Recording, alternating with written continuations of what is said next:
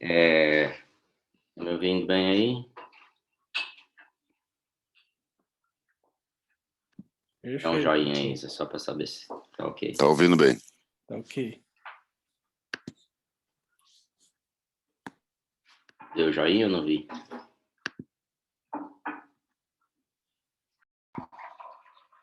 Aí, maravilha, gente. Glória a Deus. Hoje eu venho com a minha caneca especial aqui. Essa caneca é de uma igreja que a gente fez parte nos Estados Unidos. E o contexto dessa história tem muito a ver com o que a gente está estudando. Eu poderia ficar contando aqui sinais e experiências que o Espírito Santo nos deu, desde chegar nos Estados Unidos dirigido por uma empresa, enviado por uma empresa, e chegar lá não ter casa. A preparação foram de meses mesmo para poder mudar, e quando a gente chega nos Estados Unidos, não havia casa para a gente, não tinha onde morar. E no dia que a gente chegou, que a gente desembarcou, aí o contador da empresa conseguiu uma casa para a gente. A casa era a casa do prefeito. Então era um milagre, porque era um momento de alta nos Estados Unidos de imóveis e não tinha imóvel disponível. E aí Deus preparou tudo no momento certo, com cuidado absurdo para a gente. Outra coisa importante que eu queria contar sobre essa igreja é que o pastor dessa igreja era um jovem, um rapaz muito jovem. Quando a gente chegou lá, ele tinha 26 anos. Aí você vai ter uma ideia do que eu vou te dizer. A gente morava numa cidade de 5.000 habitantes. A igreja tinha 6 anos, se eu não me engano. E ela começa com esse homem trabalhando no campo. É um homem iletrado, trabalha no campo, na colheita, e trabalho operacional mesmo. E um dia, dentro do campo, fazendo colheita, Deus falou assim: agora larga tudo, larga as ferramentas aí, que você vai colher pessoas. Uma grande colheita está te esperando. E ele sai dali e vai para a cidade, dirigido pelo Espírito Santo. Chega na cidade, ele encontra com um grupo de pessoas mais velhas que ele, que está em oração. São 6 pessoas. Um grupo de oração está orando, buscando um avivamento, um novo mover naquela cidade. Só na rua principal tinha 22 igrejas nessa cidade. E aí esse rapaz de 21 anos chega lá sem saber falar direito e diz que Deus tinha mandado ele para lá. Eles sabiam que era de Deus mesmo. O que aconteceu? 6 anos depois, eles tinham 3.000 membros na igreja, numa cidade de 5.000 pessoas, 5.000 habitantes. Então, houve uma grande explosão devido ao favor do Senhor. E era realmente um novo mover naquela cidade, totalmente diferente, totalmente uma proposta completamente inovadora, que o que a gente viveu lá, a grande maioria das igrejas ainda não vive no Brasil, não experimentou. Desde um mover do Espírito Santo, como um avanço na maneira de compartilhar a palavra e de viver o que Deus tem dado para esse momento. Era uma igreja extremamente contemporânea. Por que eu estou contando tudo isso? Porque o Espírito Santo faz, mas às vezes a gente acha que ele faz só para a igreja, só para pastores. E o Senhor o Senhor não trabalha assim, ele trabalha com o povo dele. Ele levanta pastores, levanta líderes para despertar nessas pessoas e talvez até ajudar essas pessoas a serem formadas. Mas o chamado é para todo mundo. A experiência, a vivência, a relação, a intimidade que o Deus quer é com todo mundo. A Bíblia não diz ele amou os líderes da igreja, não. A Bíblia diz que ele amou o mundo. Ele amou o mundo e deu seu filho para resgatar isso, para criar uma ponte de novo, porque essa ponte tinha sido quebrada até o Pai. E aí, a gente falou ontem sobre um rio que está lá em Ezequiel, que é um rio que eu vou experimentando conforme eu avanço, conforme eu decido avançar, esse rio vai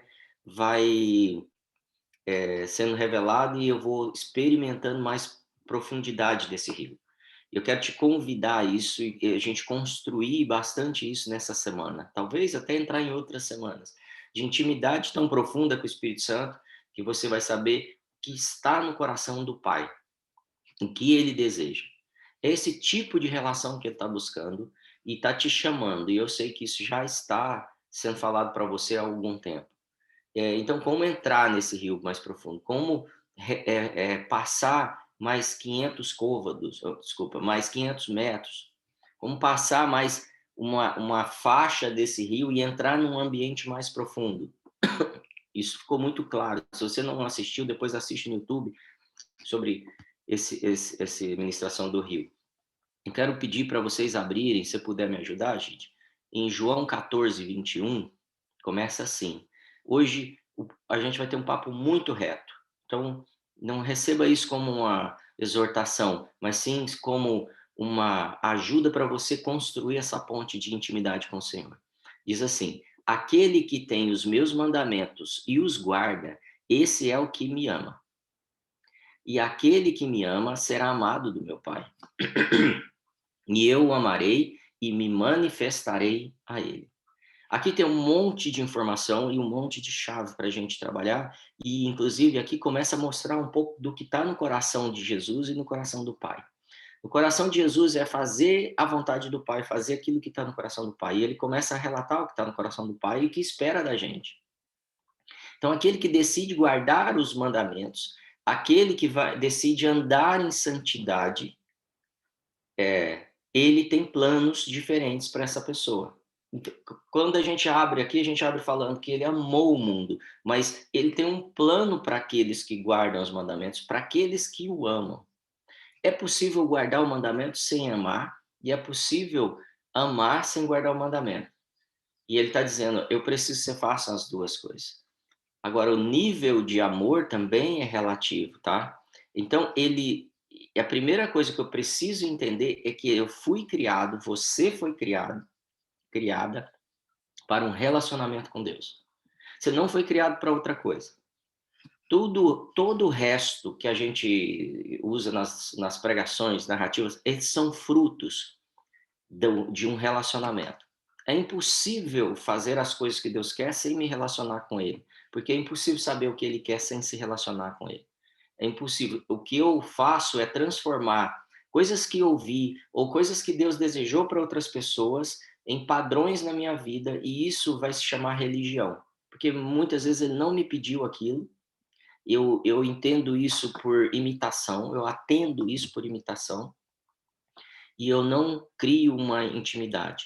Por isso que abre tanta religião, por isso que a gente tem tantas práticas dentro da mesma igreja de modelos de religião, porque a gente fica tentando um monte de coisa. E tem um período que a gente acha que isso dá certo, né? Mas o principal é que, para eu ter essa relação, ele também me criou para a santidade. E se vocês observarem, dentro das últimas décadas, a igreja vem diminuindo falar sobre santidade. O que está no meu coração é que nós entramos numa era que a sede e a fome de Deus serão tão grandes que nós teremos ânsia, desejo, ansiedade mesmo, desespero, é a palavra mais correta que eu tenho base bíblica, para viver uma vida de santidade. Então, o que guarda a santidade é o que guarda os mandamentos. A gente vê nesse versículo. O que guarda os mandamentos é aquele que ama, né? Então, o espírito religioso transformou a santidade em uma metodologia. Quando ele fez isso? Quando ele transformou a santidade num fim. Então, quanto mais santo você é, ou seja, quanto menos você quebra os protocolos estabelecidos por nós mesmos humanos, quer dizer que você é mais parecido com Deus. Não é verdade isso. A santidade é uma ponte, é um meio. A santidade não é o fim. Na verdade, pecar me faz crescer, não pecar me faz crescer. Ser santo me faz crescer. Ser santo me faz acessar águas mais profundas. Não pecar me faz acessar águas mais profundas. Ou seja, eu ainda estou no caminho. São acessos que eu vou tendo para essa intimidade, para esse relacionamento. Então, quando a gente anda em pecado, ou seja, quando a gente não deixa pecado, ou quando a gente deixa aumentar pecado, ou quando a gente resgata pecados que a gente nem cometia mais, isso são sinais da nossa imaturidade. A gente está sendo simplesmente menino espiritual, e ele não pode nos dar coisas grandes. Ele não pode entregar a chave do carro para uma criança. Ele não pode dar acesso ao fogo, ao fogão, para uma criança. Ele não pode entregar uma louça valiosa na mão de uma criança.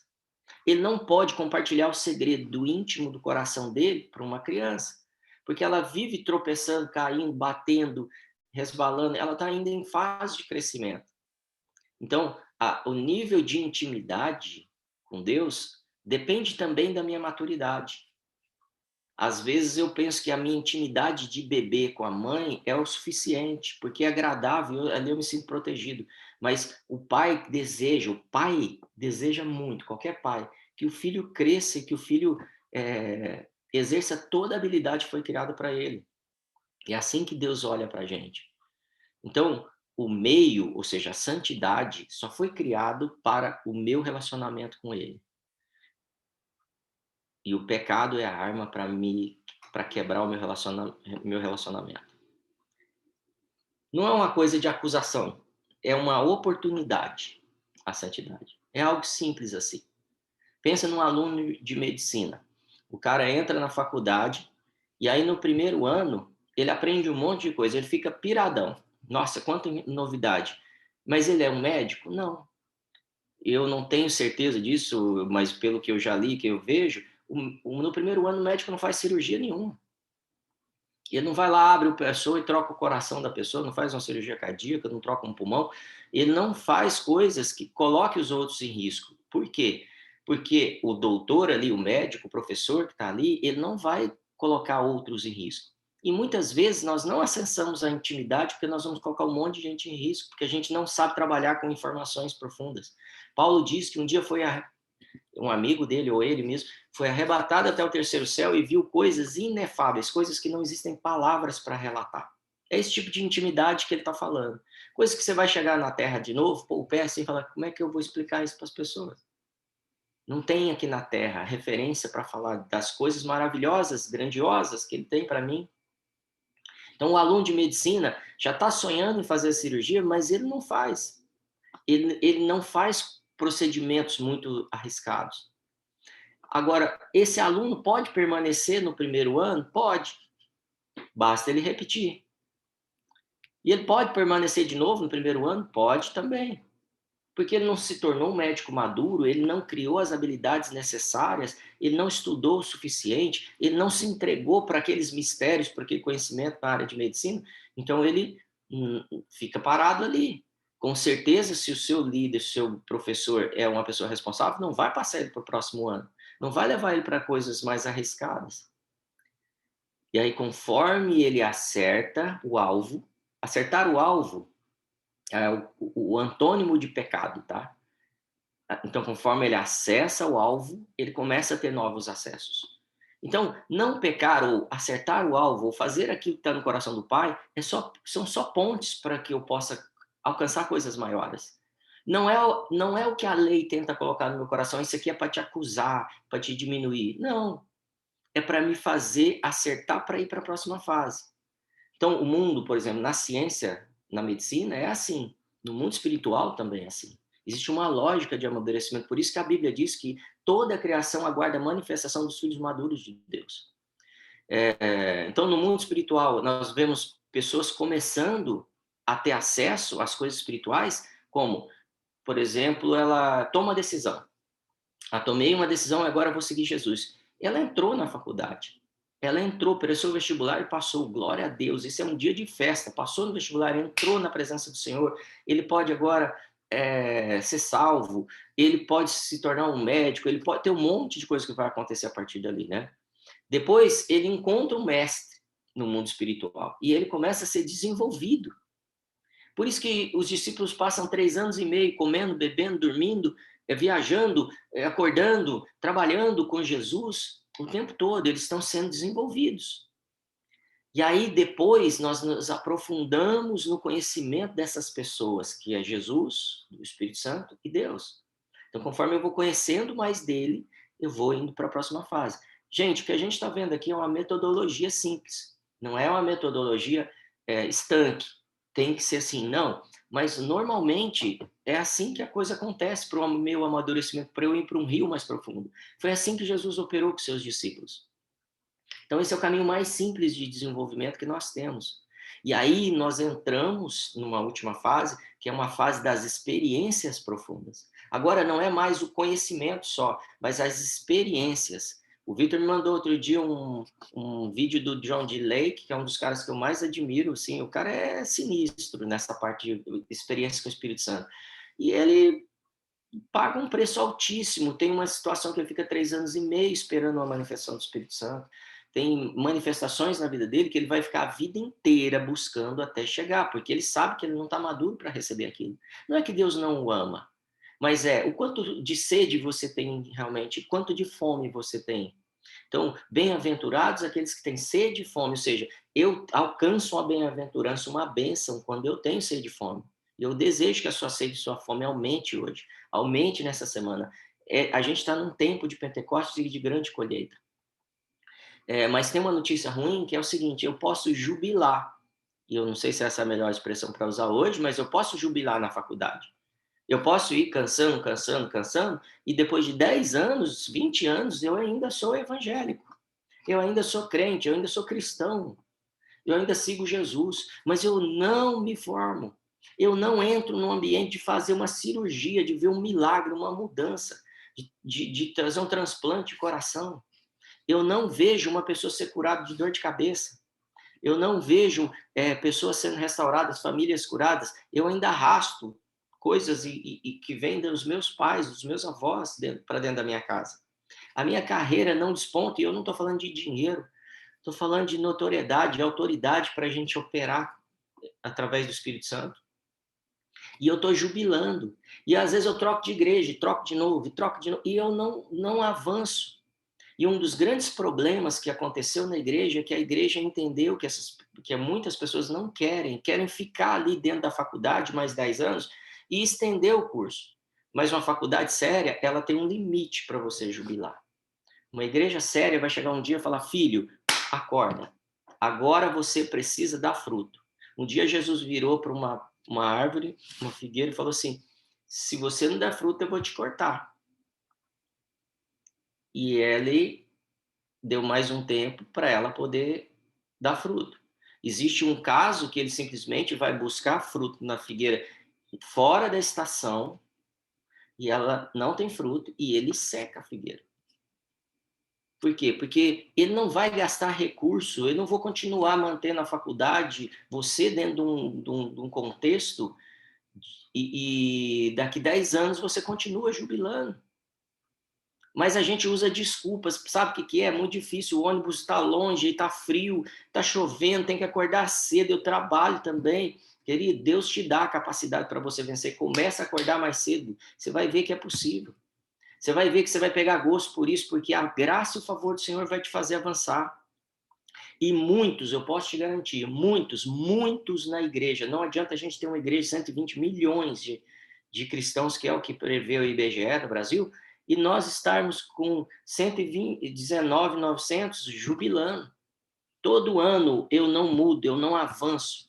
A igreja não é alimentada por mim, a igreja não é sustentada por mim, a igreja não avança por minha causa. Eu simplesmente estou ali. Eu falei que esse papo é um papo reto. Por quê? Porque chegou um ano de rompimento na sua vida. Esse ano, 2021, não vai ser ano de praga, de crise, de tempestade, de desemprego, de falência nos relacionamentos. É um ano de vitória, de grandes vitórias. Porque o mundo, a criação, aguarda a manifestação do reino de Deus em você. Aguarda a manifestação do Cristo, do Filho maduro em você. Só assim a gente avança como igreja, mas volta para a faculdade, como uma faculdade de respeito, porque os alunos dali são os melhores. É isso que ele está construindo, é isso que ele está desenvolvendo nesse tempo. Um tempo de gente que tem sede e fome. Então, se a sua vida não muda há décadas, tome uma decisão hoje. Há anos, há meses, toma uma decisão hoje. A sua vida é de glória em glória, de fé em fé. Eu preciso ver em mim avanço todos os dias, todas as semanas, todos os meses. Pode não ser no conhecimento ou no milagre, mas vai ser na intimidade ou vai ser na minha tempo de adoração, alguma coisa eu vou avançar. Então, quando a gente passa nesses níveis de entrega, a gente aumenta o alinhamento e as pessoas veem meu amor por Deus. Sabe por quê? Como é a fé sem obras, o amor sem obras também não significa nada. Ah, eu amo a minha esposa, mas ela nem me vê. Eu só cuido da minha vida. Eu não tenho efeito. Então, chegou o tempo das pessoas saberem, existe uma igreja que ama a Deus. Então, em João 14:21 diz o quê? Aquele que tem os meus mandamentos e os guarda, esse é o que me ama. Chegou o tempo da nossa santidade. Chegou o tempo de manifestarmos responsabilidade e compromisso com o Senhor. Chegou o dia que nós não vamos deixar de vigiar o dia inteiro. Hoje eu não vou cometer os pecados que cometi ontem. Eu vou avançar porque eu quero mais intimidade com Ele. Estou com sede e com fome. E orar para essa sede e essa fome aumentar. Aquele que me ama será amado do meu Pai. E eu amarei e me manifestarei a ele. Então termina assim, depois desses processos, dessa profundidade de eu entrando no rio, amando ele mais e tendo mais obras nele, ele se manifestará a mim.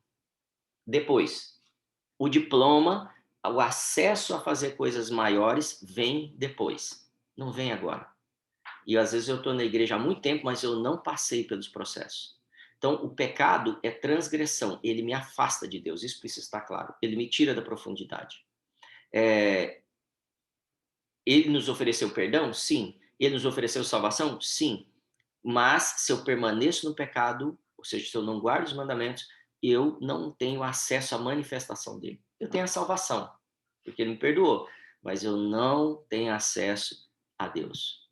Eu não vou provar, e provavelmente minha família também não.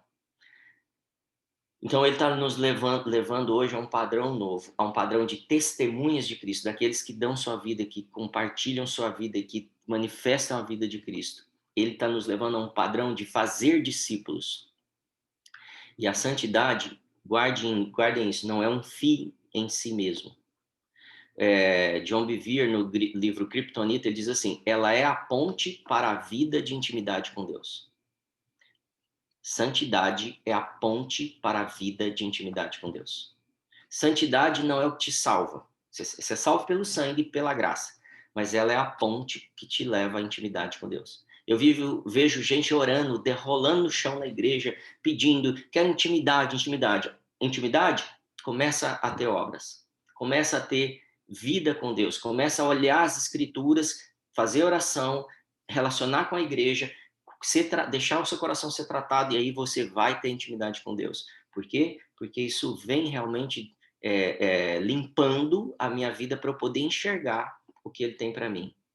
Isso não quer dizer, tá, que ele não te ama quando ele te mantém ali. Ele continua te amando, mas ele não se manifesta a um filho que não é maduro.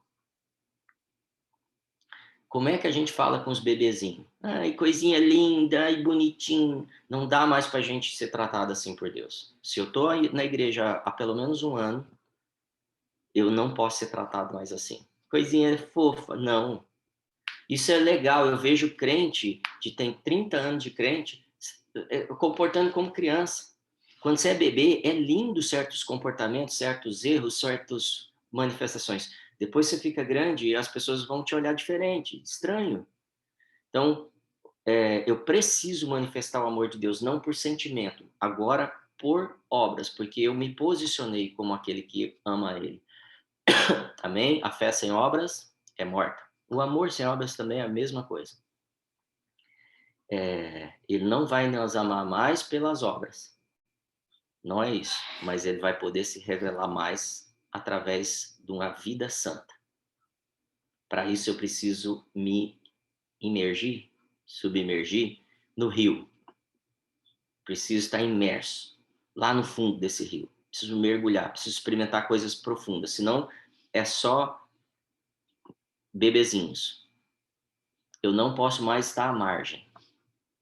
Sabe por que tem tanto desigrejado? Sabe por que tem tanta gente frustrada?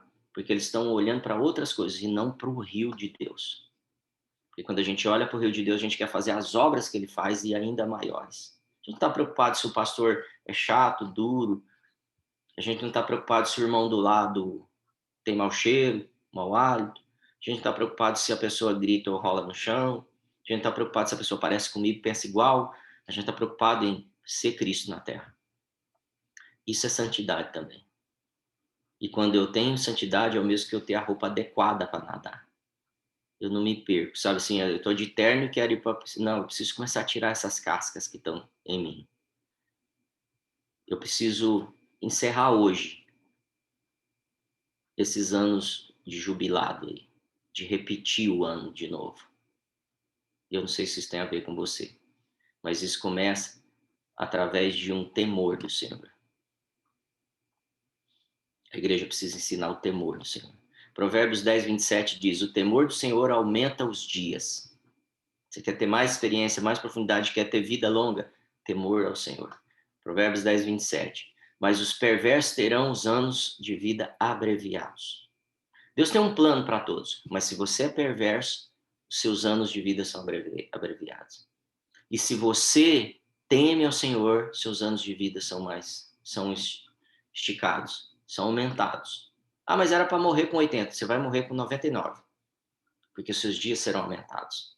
Se você acha que está no fim da carreira, eu quero te dizer, a minha esperança da minha vida eu tenho projetos até os 85 anos. Depois eu vou tirar umas ferinhas de uns 30 dias. Aí eu volto. Por quê? Porque Deus tem plano para mim, porque eu não quero ser perverso, eu não quero errar, eu quero acertar o alvo. Então, essa sede, essa fome, ele vê isso e começa a me ajudar. Então, aperfeiçoe sua santidade hoje. Como eu posso aperfeiçoar minha santidade? Construindo ponte para a intimidade? Sim. Tem algumas ações e eu sei que você sabe elas de cor. Mas há uma santificação inicial. E hoje é o dia para eu te convidar para isso, que o Espírito Santo está nos convidando, para essa santificação inicial. Para uma primeira aproximação, molhar os nossos tornozelos, talvez os joelhos, talvez os lombos de algum, e alguns já estão tão ao ponto de mergulhar. E esse é o tempo disso. Então, Tiago 4,8 diz o seguinte: chegai-vos a Deus e ele se chegará a vós. Chegai-vos a Deus e ele se chegará a vós. Faça um compromisso agora. Como você vai chegar a Deus hoje? Quanto tempo? Quanto você vai investir para isso? Limpai as mãos, pecadores, e vós de duplo ânimo, purificai os vossos corações. Ele não está falando que ele vai fazer isso, ele está falando, façam isso. É um tempo de rompimento para a gente avançar nessa intimidade e nessas experiências grandes. Verso 10 diz assim: humilhai-vos perante o Senhor e ele vos exaltará. Diminui essas coisas que a gente tem sustentado e ele vai exaltá-las. Isaías 59, 2 diz: mas as vossas iniquidades ou os vossos pecados fazem separação entre vós e vosso Deus. Ele não está falando que te tirou a salvação, ele está falando assim, você fica separado de Deus. Por isso que depois de 20 anos na igreja eu não consigo avançar, eu não tenho uma revelação, um sonho, uma visão, uma profecia, não vejo um milagre através de mim, eu não vejo restauração, eu quando chego nos lugares não manifesto paz, porque eu estou afastado de Deus por causa do pecado. E os vossos pecados encobrem o seu rosto de vós. Deus não está olhando para a gente quando a gente está em pecado. Para que não vos ouça. A nossa oração não é ouvida. Não é Deus que se separa da gente, é a gente que se separa de Deus através do pecado. Ah, mas mesmo sendo crente? Mesmo sendo crente. Mesmo indo na igreja? Mesmo indo na igreja. Mesmo dando oferta? Mesmo dando oferta. Mesmo tomando a ceia? Tomando a ceia também. Deus quer me santificar para me dar mais intimidade. Guarde isso. Salmos 25, 14 diz assim: o segredo ou a intimidade do Senhor é com aqueles que o temem. A intimidade do Senhor é com aqueles que o temem. Se você o teme, você vai romper com pecados hoje. E ele lhes mostrará a sua aliança. Essa palavra é poderosa. E a gente podia ficar horas aqui falando só sobre o que é uma aliança. E ele vai te mostrar o compromisso que tem com você. E ele vai mostrar os planos e os segredos que tem com você. E a gente está estourando o horário. Então eu quero deixar só a última lição. Se você quer isso, pratique oração hoje. Comunhão com os santos. Hoje. Pratique a leitura da palavra e o jejum. E amanhã, se Deus permitir, nós vamos falar sobre jejum.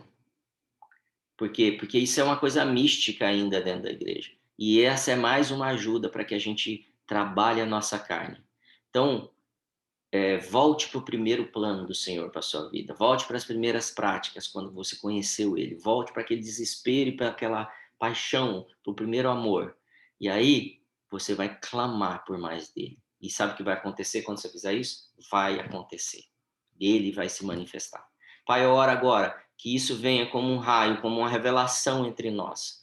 Que nós nos afastemos do pecado para construir pontes e acessos à sua vida, à sua intimidade, Senhor. As experiências contigo. Eu cubro os meus irmãos agora com a ação do Espírito Santo, para que eles tenham tempo para pensar, meditar e se organizar até que venham as próximas batalhas, mas que eles tenham a sede e a fome por ti aumentada. Nós sabemos que esse é o tempo de que tu venhas e restaure todas as coisas aqui através da tua igreja, mas nós precisamos de filhos maduros, então provoca em cada um, Pai, o senso de responsabilidade, como igreja, como parte do Cristo, que nós não olhemos para coisas pequenas que têm nos separado de Ti, desejos, vontades, coisas que têm nos afastado de Ti, que seja rompido hoje. Eu abençoo cada um com mais intimidade de Ti, com mais experiência contigo, em nome de Jesus. Amém. Amém, queridos.